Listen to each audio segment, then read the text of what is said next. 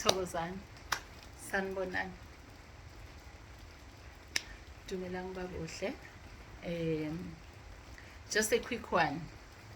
Nikhuluma nomkhulu la ngabi. Umama uNkosazana, neNkosazana. Umthunzi wezwe. Muriti wasitshaba. Namhlanje we're going to talk about the mistake that healers make. The mistakes that healers make during divination. Like I said, I'm going to derive my topics from what I see every day. Esigodlweni. Nesigodlo nginebandla. I've realized that my healers nifaka abantu entwasweni instead of telling the people to take their chronic medication. Sikhathele. Some of us have got a medical background. We cannot use it as a background because it's a career, it's something that lives within us. Thina banye nifaka abantu entwasweni, umuntu noshukela nimfaka entwasweni. Diabetes is a silent killer. Nifaka umuntu entwasweni, umuntu hypertensive. Eze la yini ephethwe high blood pressure. Nimfaka entwasweni. Nifaka umuntu entwasweni, umuntu uphethwe epilepsy. Nithini ngabadala. Nifaka umuntu entwasweni, umuntu erythropositive. Instead ukuthi nitshela abantu ukuthi bathatha ama-ARVs. Yekani ukuqeda umhlaba, sibizelwe ukuphilisa. Thina abanye we are octopuses in our healing fraternity spirituality. Sesikhathele. Umuntu uzala kimi ephelile ichatha, ephelile iphalaza, which in turn reduces the electromagnetic of the heart of the person, which in turn brings electrolyte imbalance of the patient. Ahlale la umuntu azofela la kwami. Bese kuthiwa sithole ngaye. Ngoba they are very quick to draw unnecessary conclusions to the healer. Thina abanye ubizo azange silithenge saluphiwa. Lweza nje kithi lwangena ngendluzula. Yekani leyo nto yena. Umuntu mayegula ake nifune ama results kadokotela. Same as when I heal a person who can't have kids. There is infertility. Khona umuntu ozalwa engenaso isibeletho. Khona umuntu one low sperm count. Again funa ama results. Before umuntu ozelwe with a disability of absentia of the uterus, nimbulala ngeimbiza nangokuchatha. Ake siboneni sisebenzisane nabodokotela. Mina udokotela engisebenzisana naye yimi. It's me. You can't be telling people to chatha and phalaza. Niyababulala abantu. Abanye abantu bashonela emzini kaGobela kuthi uGobela uthakathile kuthi uGobela bese kuhlekiswa ngomelaphi. Bese kuhlekiswa ngomelaphi, kuhlekiswe nje ngomelaphi kube ngathi akayazi into ayenzayo. Kanti umuntu udinga treatment. Umuntu udinga treatment. I know lots of people are going to be bored with this topic because nonke nifuna ukutshelwa amanga. Nani baguli niyathanda ukutshelwa amanga ukuthi kuthiwa linabadala, yet you only need your chronic treatment.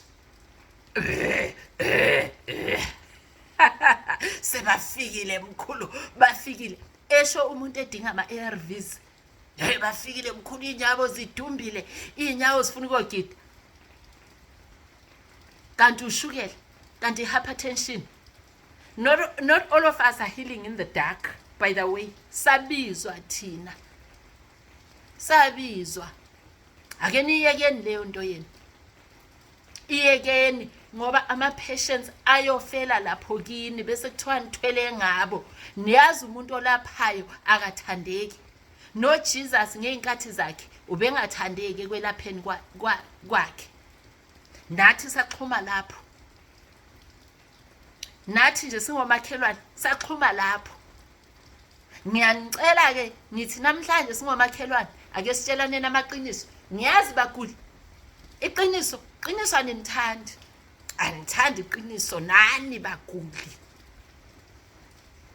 You let yourself to the altar. Ihambe imali. Kanti kufanele uyothatha your chronic treatment. Sikhathele bakwethu. Ake nithathe i-chronic treatment. Akunacala ekuthatheni i-chronic treatment.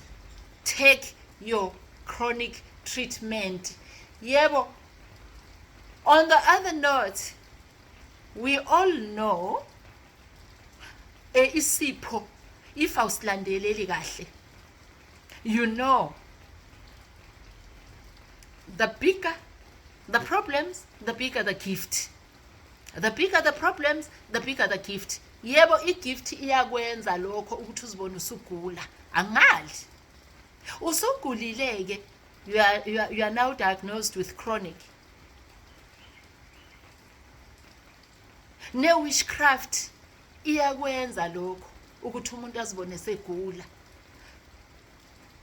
Yes, you landed on chronic.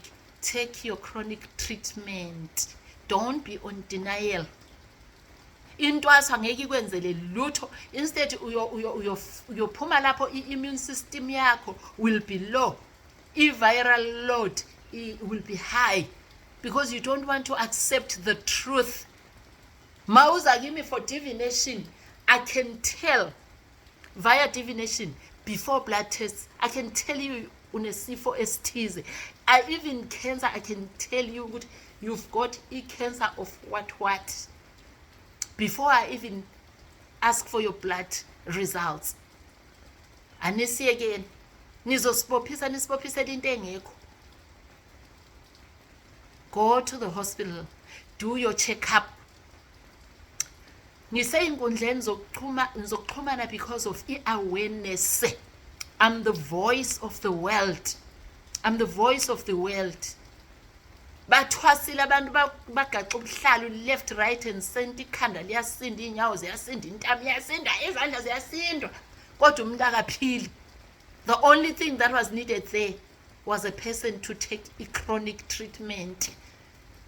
I know you're not going to like this video because iqiniso anithandi iqiniso. Ake sithandeni iqiniso bakwethu.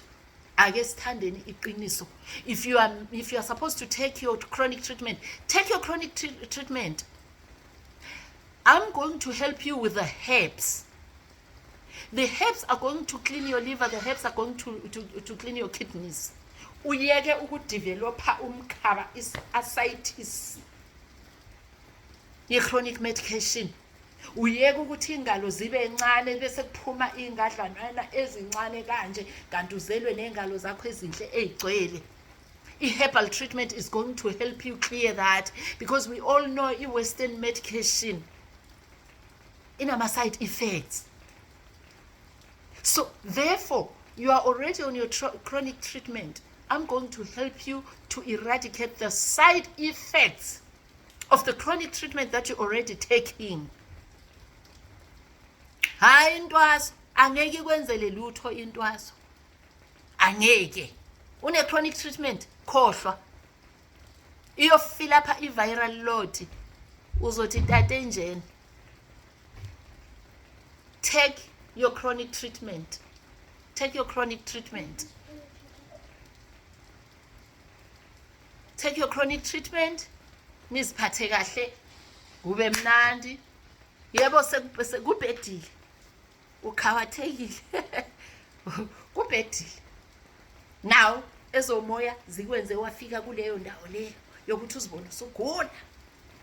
Now take your chronic treatment. I am going to help you. Yes, some chronic treatment yenza load shedding kubo baba ushukela qwa endlini akusekho mnandi sikwaniwa nje sokuxatshana kuze xatshanelwe ne-remote. Ngikhona ke lapho I've got ama-herbs azokuvukelisa endlini kube mnandi, akekho omunye ozoya ngaphandle.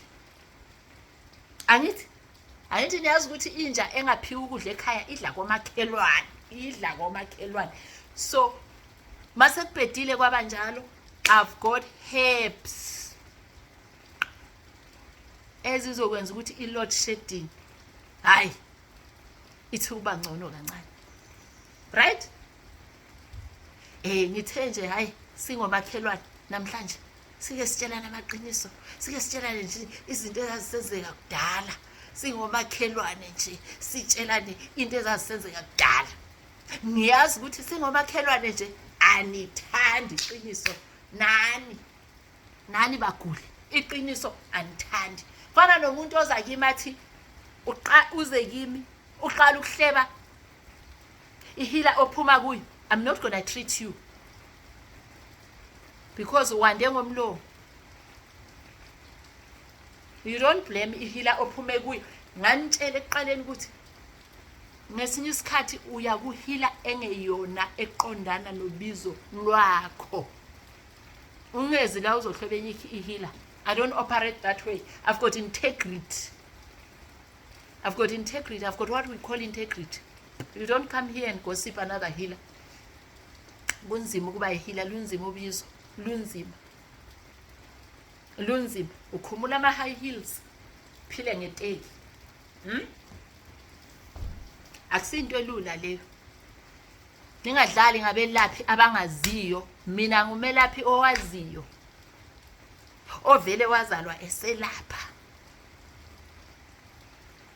Angithi asicabeni, siyathandana njalo, sifuna ukulungisa isizwe, abantu baphile, uyaphila ngechronic yakho. Chronic yakho, it's not the end of the world. Uyaphila ngayo nje mntaka baba, uzithathela amapilisi wakho, uze lapha ke ngizoklina iliver yakho nama-kidneys. I-load shedding must not be there. Opportunistic diseases must not be there. No opportunistic diseases will affect you because we're going to look at it nesmoya and we look at it clinically. Clinically. I'm not going to gain anything by lying to you ukuthi nabantu abadala bese nawe uyabhodla kanti ubhodliswa ikhokho leqoda uyiphuza. No, it doesn't work like that. It does not work like that. Sisekhona thina abelaphi ababiziwe ukuthi sizokwenza lama awarenesses, ukuthi sizosiza abantu ngempela. You build a person, we panel beat a person. Ne nithi awavuthe akwande ukhanye kube mhlophe, baphila abantu ngazo zonke inhlangothi